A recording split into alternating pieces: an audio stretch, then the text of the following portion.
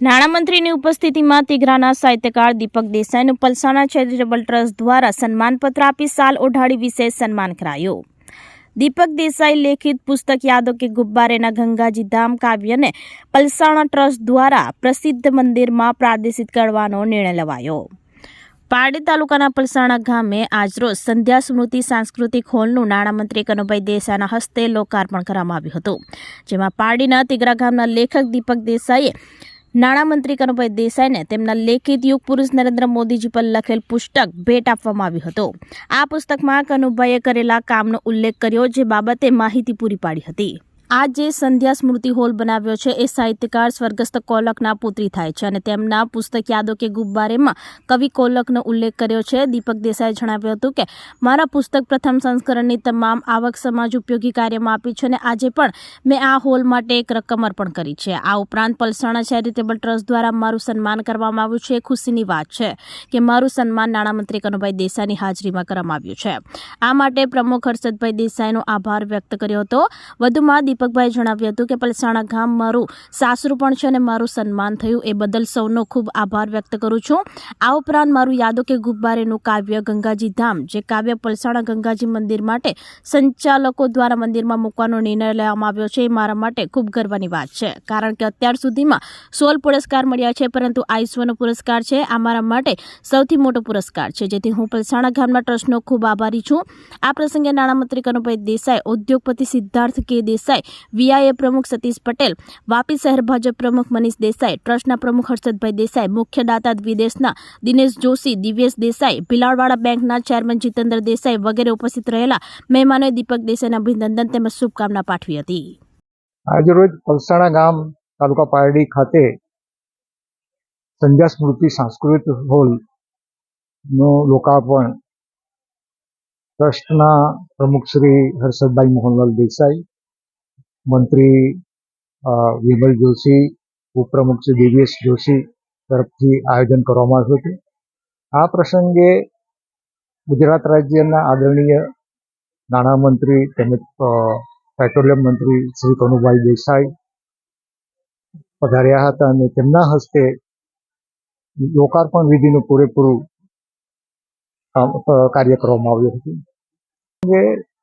મારું પુસ્તક યુગ પુરુષ નરેન્દ્ર મોદીને મેં શ્રી કનુભાઈને ભેટ સ્વરૂપ અર્પણ કરી હતી અને આ પુસ્તકમાં મેં કનુભાઈએ કરેલા વિકાસના કાર્યોનો પણ ઉલ્લેખ કરેલો છે અને એ બાબતે એમને મેં વાકેફ કર્યા છે. આ ઉપરાંત આ સાંસ્કૃતિક હોલ જેમના નામે છે સંધ્યા સ્મૃતિ હોલ, એ સંધ્યાબેન આપણા ગુજરાત રાજ્ય દક્ષિણ ગુજરાતના સાહિત્યકાર સ્વર્ગસ્થ શ્રી કોલકના પુત્રી થાય છે અને મેં મારા પુસ્તક યાદો કે ગુબ્બારેમાં સાહિત્યકાર સ્વર્ગસ્થ શ્રી કોલકનો પણ ઉલ્લેખ કરેલો છે.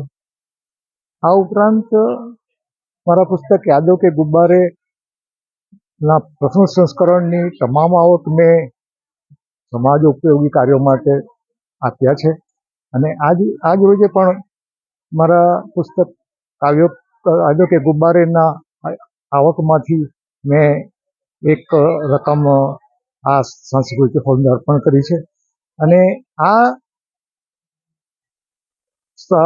આ ઉપરાંત પલસાણા ચેરિટેબલ ટ્રસ્ટ દ્વારા મારું સન્માન કરવામાં આવ્યું છે અને મને ખુશી એ વાતની છે કે આપણા આદરણીય નાણાપ્રધાન શ્રી કનુભાઈ દેસાઈની ઉપસ્થિતિમાં મારું સન્માન કરવામાં આવ્યું. એ મારા માટે વિશેષ ગૌરવ અને આનંદની લાગણી છે અને આ માટે હર્ષદભાઈ દેસાઈ અગાઉ પણ મારું સન્માન કરી ચૂક્યા છે, એટલે હર્ષદભાઈનો તો ઉપકાર માનું એટલો ઓછો છું, આભાર માનું એટલો ઓછો છું.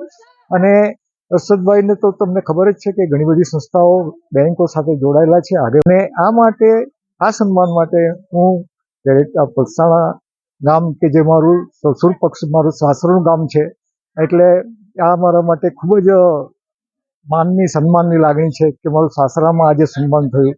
જમાઈ તરીકે તો સાસરામાં દરેકનું સન્માન થાય જ છે, પણ જ્યારે આ રીતે સન્માન થાય, કનુભાઈ દેસાઈની ઉપસ્થિતિમાં સન્માન થાય, એ એક વિશેષ ઉપલબ્ધિ ગણાય.